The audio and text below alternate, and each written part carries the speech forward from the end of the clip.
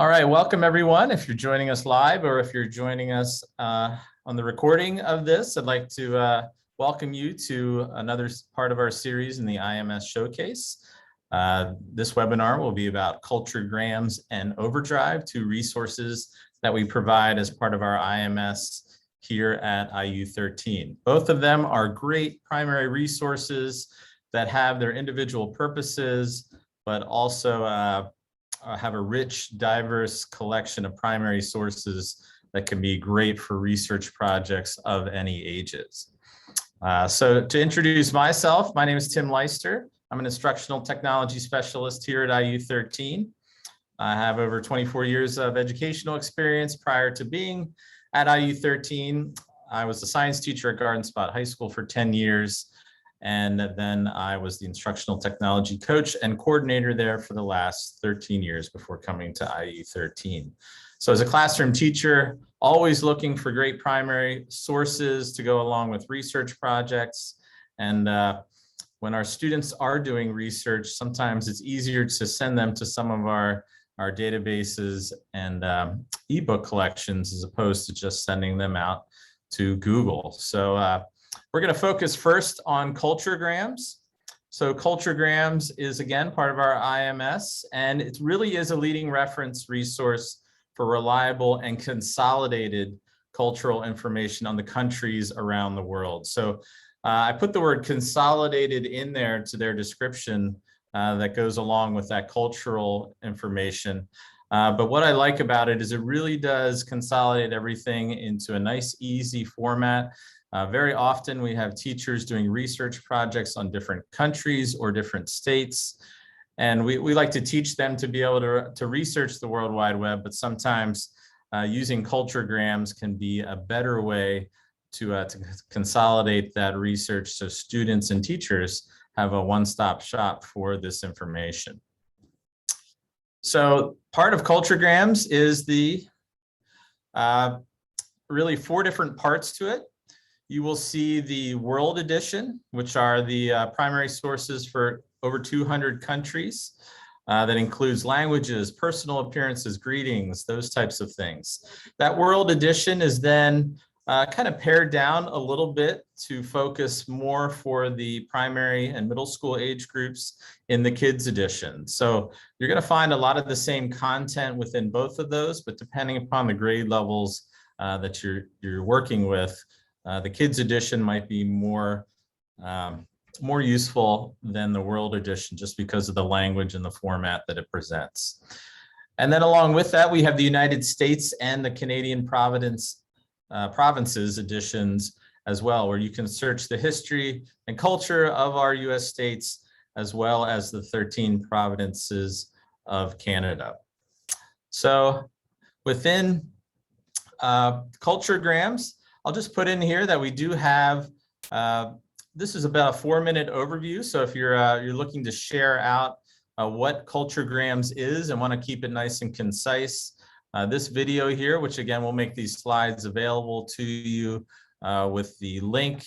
I'll place that in the chat right now, but I'll also post that in the YouTube description so you have access to this presentation and could access this video or any of the links that are in here. All right, so we're going to go ahead and take a look at the CultureGrams site for a little bit.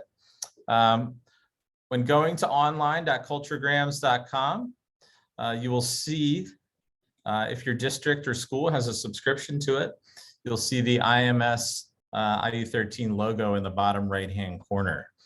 So your school district will have automatic access to this set up based upon really the internet location that your students are accessing them from. So the IP connection from your computers, it automatically authenticates it, and there's really no student login accounts for students or for teachers. It takes them right in, and they will see pretty much an identical view of what CultureGrams looks like.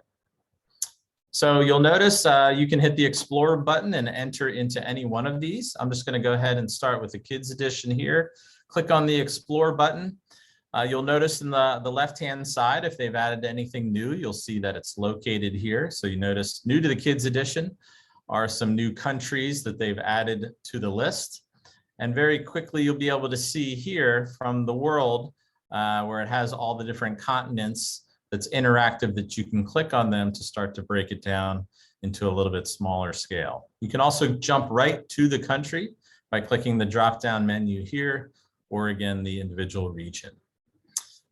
You'll see at the top are kind of some collections where if you're looking for not specific country or continent information, and you want to specifically look for, say, images, you can go to the photo gallery section up here and start to search by image.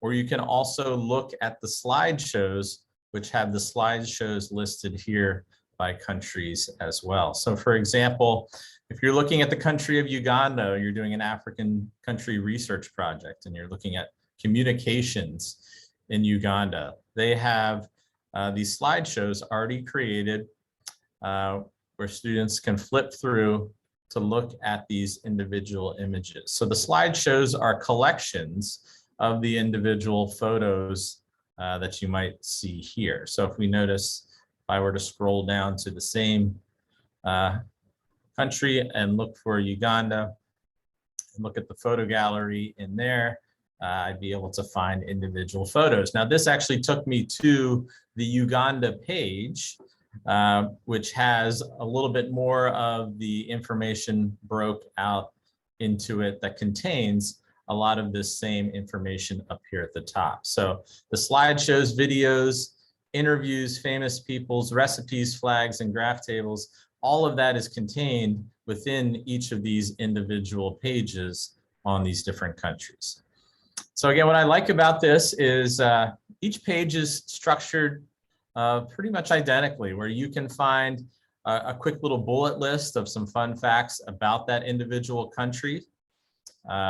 Over here on the left-hand side, if they're searching for something specific like population information, very quick and easy to find the population number in here. If you're looking for a history timeline of the country, you can find it kind of consolidated by year. And again, something that might be difficult to find on a larger scale is easy to find right here. If we go back to the Uganda homepage, over here on the right-hand side is again more specific features that follow that same list that you see up here at the top. So let me go ahead and pick one of the pages in here. Why don't I go down to, say, the games and sports section of Uganda. This page has tools on it that are accessible to the students. The one that's very nice right up here at the top is the translate. So right away, you can translate this page from English into a native language of another student so they can read it in their own language. Very helpful. It also has the text-to-speech functionality right here, where the students can hit play. Republic of Uganda. Games and Sports. APA 7. James Akena, Reuters. Football, soccer, is the most popular sport in Uganda. Boys of all ages. So right there, you can have it read to the students for those perhaps that are a little bit struggling readers. If they don't understand maybe how to pronounce a word or something like that, they can have it read to them very easily. Also, all of CultureGrams has citations built into this. So when they're doing some of their research projects, they can go right ahead and let's say the teacher is asking them to cite their source and they'd like them to do it in MLA format. They can click on that button and right away it creates a citation for them that they can copy onto their clipboard and paste it right into their research project. So real nice and handy tool they can find right in here. You'll also see the ability to print this out in a PDF form, see a full report, or even have it emailed to you. One of the real nice new features within CultureGrams is the ability to link students' Google accounts directly into CultureGrams. So I've already done that here. That's why you see my name and the unlink button, whereas if you haven't done it yet, you would see link your Google account to this. So what's nice about this feature is as students are doing research, if they want to kind of keep this page, almost like bookmark it and make it their own, they can click on the Save to Google Drive button and it will take them to a folder that's automatically generated in their Google Drive that you can find right here. So this one, these are others that I've done before, but this Republic of Uganda Games and Sports, this is an editable version of the entire page that that student was working on. So if they'd like to take that research and the text that's on that research, put it right into their Google Drive, they now have an editable version that they could use, they could quote, they could add their own context to it, but it has the ability for them now to kind of use that as an editable document as opposed to a static one here. So all of those features have them in here. You know, each one of these pages, again, breaks it down a little bit more specifically. If you're looking at a specific, perhaps interview related to this area, you'll notice here there's an interview, this one is just a text interview where it interviews a person from that individual country. And it just so happens this must be a bit of a sports feature, involves some sort of activities. There's also videos that perhaps go with this one where you can see games and sports. And to me, this is the real powerful part of CultureGrams, is these quick little video clips that show the daily life of what's happening in those countries. There's no ads in there. There's often no commentary that goes along with it. Just the real raw video that shows what's happening in those individual countries that the students can watch and get a real feel for, you know, in this case, what cycling is like specifically in Uganda. And you'll notice there's a citation there. There's even the ability to download the video as well. That download function is available not only with videos, but also all of these photo galleries. So every one of these photos has the permissions to allow the students to download the images to be used in any of sort of educational specific research projects. So as long as it's being used educationally, they can download the image, and they also, again, generates the citation for them that they can cite the source directly in there. So again, what you don't have to worry about is a Google image search and perhaps finding images that they shouldn't use. It's a nice, easy way to teach some digital citizenship, where you can tell the students all of these images have been given us permission to use, as long as we cite that source in there to go along with it. So again, many different things in here where you can do different activities related to perhaps food and recipes related to some of the dishes that happen in those different areas, and those images of the flags themselves. If you're looking for the Ugandan flag, perhaps to do some sort of project, you can get the image directly in there. Same with some graphs and tables. If you're doing perhaps some math connections and want the students to take some raw data in here and maybe produce some graphs and tables that go along with it, it can break it down into some of the information. So again, with CultureGrams, the consolidated aspect of all of this cultural information by country, by states, or by province, Canadian province, just makes kind of life a lot easier. So any type of those projects that might relate to that, CultureGrams is a great one-stop source that can be used and shared. So often foreign language teachers, social studies teachers, you know, all types of elementary teachers are asking students to create projects with images and videos built into them about different cultures, and CultureGrams offers the ability to do that in one location. All right. I think we'll move on to the next one, which is Overdrive. Again, provided by the IMS here at IU13. Overdrive is the main access and leading provider of ebook publications throughout the world. And Overdrive is something that we host here at IU13 and a collection here at IU13 to provide to our districts. So not only do we have school districts with their individual Overdrive collections, but also a consortium of Overdrive items that can be shared across multiple school districts. The Overdrive Sora app also allows students to connect to their local libraries.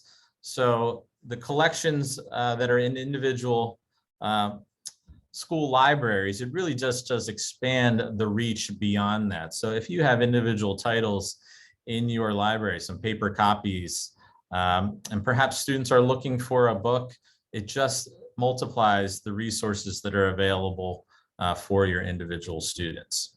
So the Sora app is the connection to that. And the Sora app is really what drives Overdrive and allows students access to it. So Sora is specifically for K-12 application. So Sora allows some grade level functionality and some features to be built in.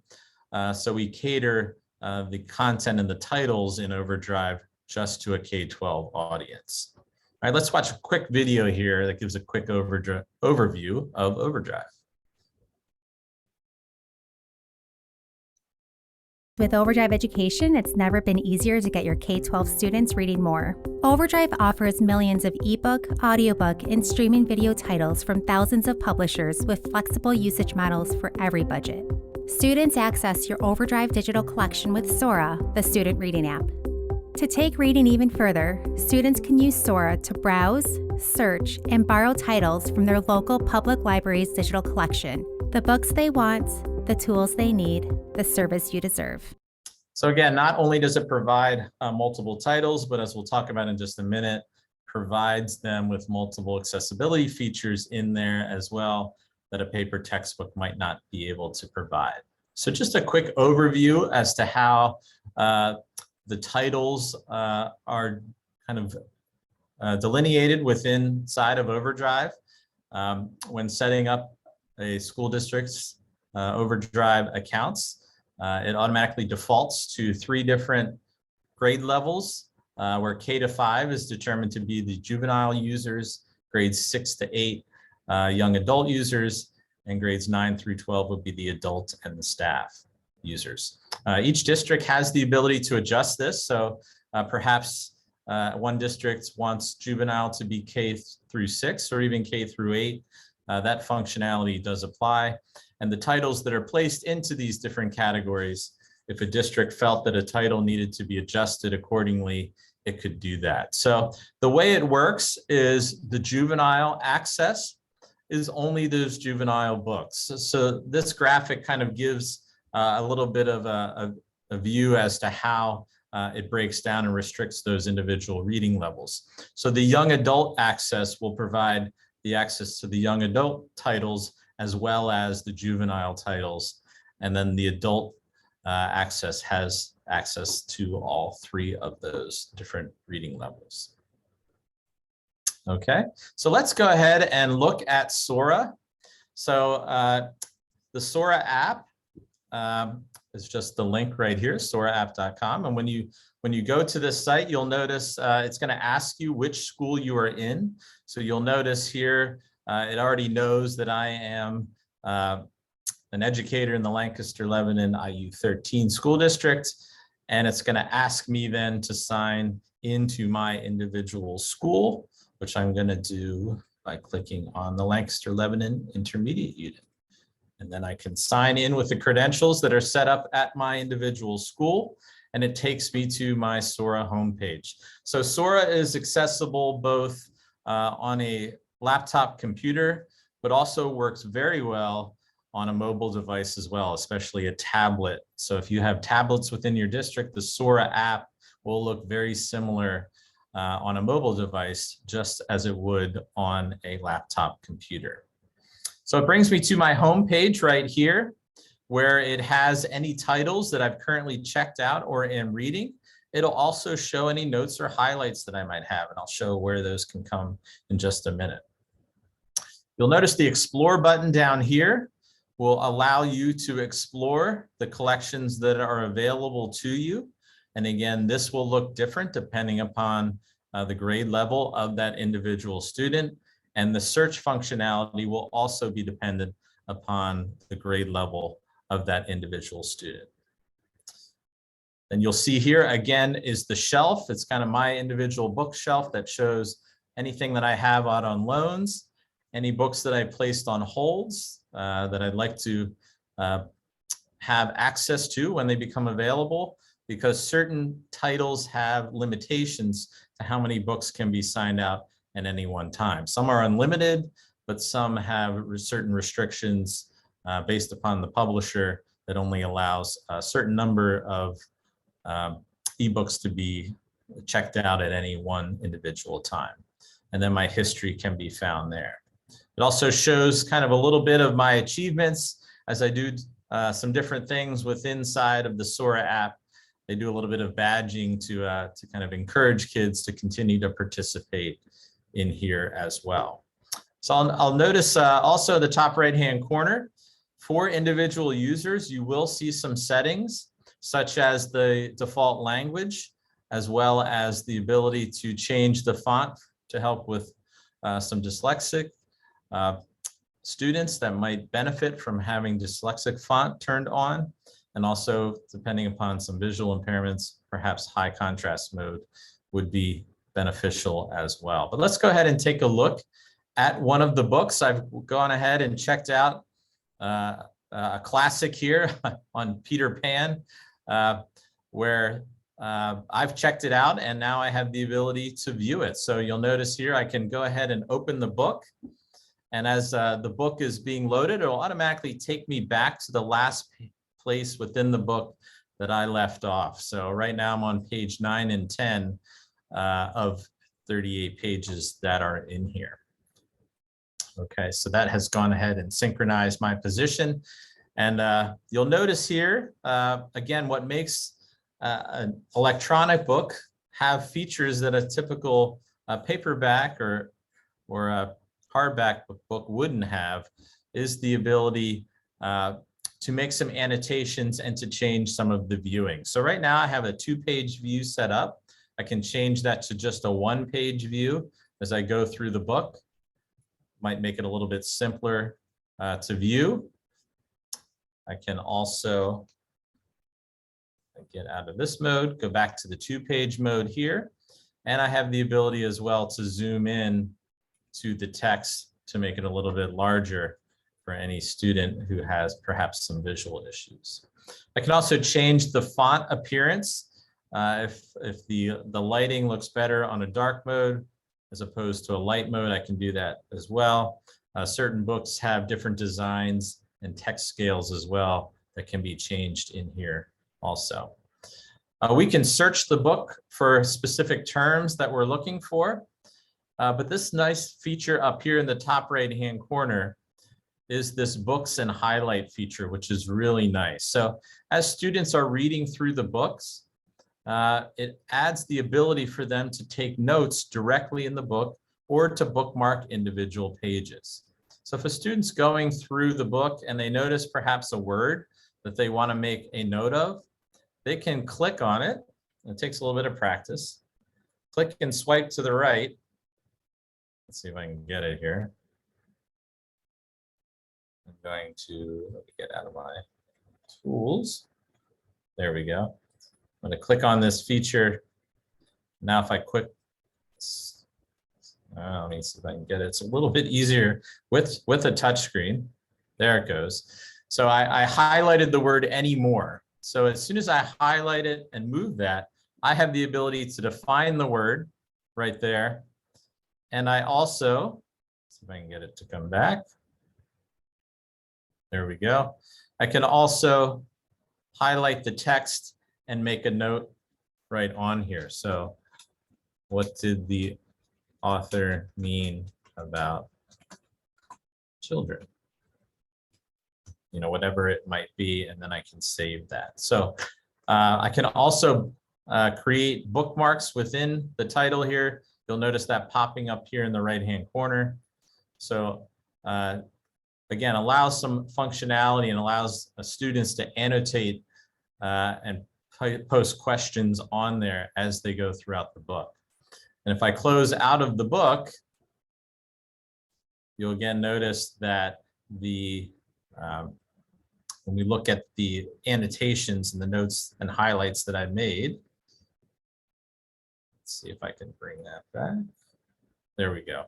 There you can see my recent notes and highlights that I've made on this particular book that I can go back to over time. So it's kind of a nice way for me to make those notes. And then you'll also notice here, you can export those into a PDF or send them to a Google Drive location as well.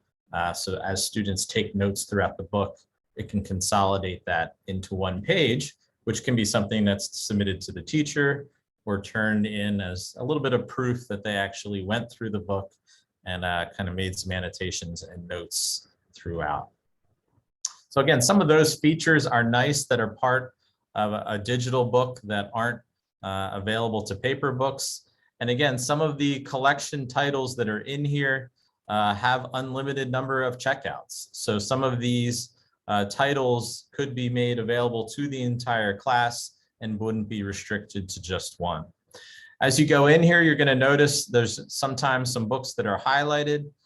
For the month of November, you'll notice right here, November 1st through 15th, Overdrive is supporting what they call the Big Library Read. So it takes a somewhat recent title and makes that title available for a period of time for an unlimited number of copies. So if a student book club or wanted to do a whole building read for that individual, you don't have to buy all of those individual copies. You could provide students with the digital access to the book that they could access on their computers or they could access on their tablets, both at school and at home, and could continue to read them as well. So again, you're able to kind of search through. You'll notice any new book editions that are on there, as well as the audiobooks. They continue to add to this as well. So for example, that 5 Total Strangers book is available in audio as well as just in kind of the ebook format. So sometimes can be nice for those students who might be struggling readers who could actually see the book and hear the book at the same time to have it read to them. So lots of advantages to the digital versions that sometimes the paper copies don't provide. Okay, so that's kind of Overdrive in a nutshell from the student and user perspective. I will mention to you that our IU13 IMS website right here will have continual updates of new things that are produced by CultureGrams and Overdrive, and we'll continue to post them on here as we go through. So I just wanted to kind of mention that. If you do have any questions, you can reach out to me and I'll continue to answer them related to not just CultureGrams and Sora, but also to any of our IMS tools. I could help you with that. So I'm going to go ahead and stop the recording, and then I'll go ahead and answer any individual questions that any of you might have.